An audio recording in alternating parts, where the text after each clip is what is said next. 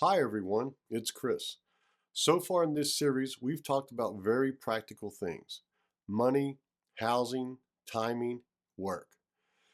All the real world pressures that make starting a family harder today.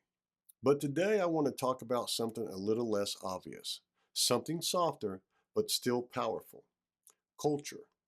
The stories we grow up with, the messages we absorb without even realizing it. Because before we build a life, we usually have to imagine it first. And I want to say this up front. This isn't about blaming movies or music or media. Media doesn't control people, but it does influence what feels normal, what feels desirable, what feels possible. And whether we notice it or not, stories shape expectations. They always have, for every generation. I had kind of a unique perspective growing up. My mother owned movie theaters when I was a teenager, so I watched almost everything that came out, all kinds of films, week after week, year after year. And after a while, you start noticing patterns. For decades, so many popular stories had something in common. They weren't just about action or adventure, they were about connection.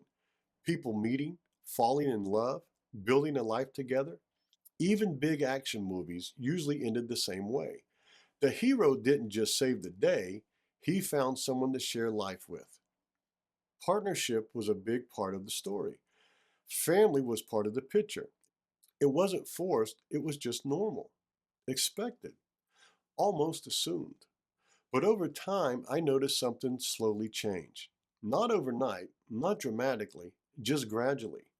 More stories became centered around individual survival, isolation, conflict, chaos. Relationships became secondary, temporary, or sometimes missing entirely.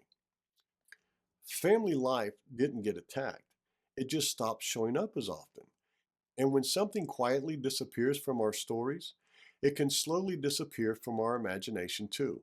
Then add modern media on top of that: streaming, social media, short videos, algorithms. Today, content spreads based on intensity. What shocks us spreads. What angers us spreads. What scares us spreads.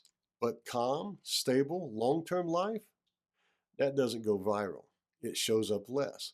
Not because someone planned it that way, just because the system rewards excitement over stability. And over time, that shapes what feels normal. And here's the quiet effect: before someone decides to start a family, they usually have to picture that life. They have to believe that could be me. That looks meaningful. That looks worth building. If most of the signals around us show instability, short term living, endless hustle, constant conflict, then long term family life doesn't feel like the obvious next step anymore. Not impossible, just less visible, less reinforced. And when something feels less visible, people delay it.